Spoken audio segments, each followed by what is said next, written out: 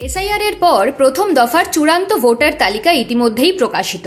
৬০ লক্ষ বিবেচনাধীন নামের যাচাই প্রক্রিয়াও চলছে।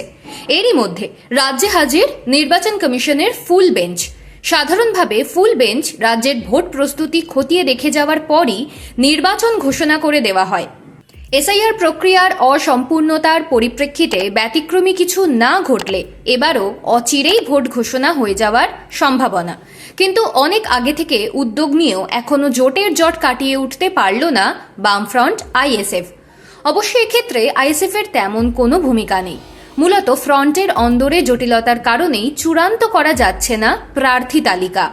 ফরওয়ার্ড ব্লক আর সিপিআই এর অতিরিক্ত আসন দাবি বড় শরিক সিপিআইএমকে বিড়ম্বনায় ফেলায় মসৃণ হচ্ছে না আলোচনা।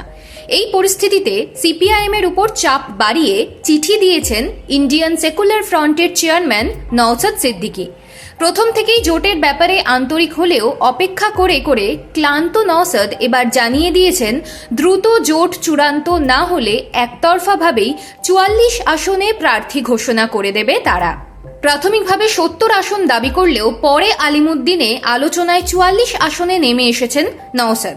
বেশিরভাগ আসন ভাগাভাগি সুচারুভাবে মিটলেও এখনও আইএসএফ এর সঙ্গে উত্তর ও দক্ষিণ ২৪ পরগনার কিছু আসন নিয়ে সমঝোতার রাস্তা খুঁজে বের করা যায়নি বলেই খবর।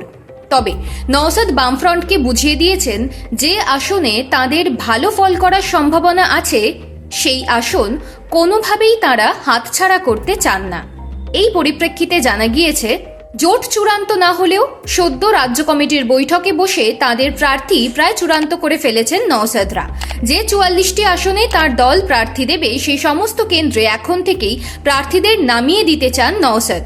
আর তাই বামফ্রন্ট চেয়ারম্যান বিমান বসুকে দেওয়া চিঠিতে বলা হয়েছে, দ্রুত নিষ্পত্তি না হলে ৪৪টি আসনের জন্য তাদের প্রার্থী তালিকা ঘোষণা করে দেবে আইএসএফ। ২১-এর নির্বাচনে বাম কংগ্রেস আইএসএফ এর জোটে একমাত্র শিবরাত্রির সলতে হয়ে ভাঙড় থেকে জিতেছিলেন নওশাদ সিদ্দিকী। সেবার সদ্যজাত দল প্রথম সুযোগেই বিধানসভায় পা রেখেছিল। নওশাদের আশা, গত ৫ বছরে দলের সংগঠন আরও মজবুত ও বিস্তৃত হওয়ায় এবার বিধানসভার লড়াইয়ে আরও ভালো ফল করবে আইএসএফ। তিনি দাবি করেছেন, ডবল ডিজিটে আসন পাবেন তাঁরা। সেই দাবি সত্যি হবে কিনা তা বলবে সময়। তবে আইএসএফ নিশ্চিত ৪টি আসনে তাদের জয় কেউ আটকাতে পারবে না। সেই ৪টি আসন চিহ্নিতও করে ফেলেছে তারা। আইএসএফ এর হিসেব বলছে, ভাঙড়ে জয়ের পুনরাবৃত্তি তো হবেই।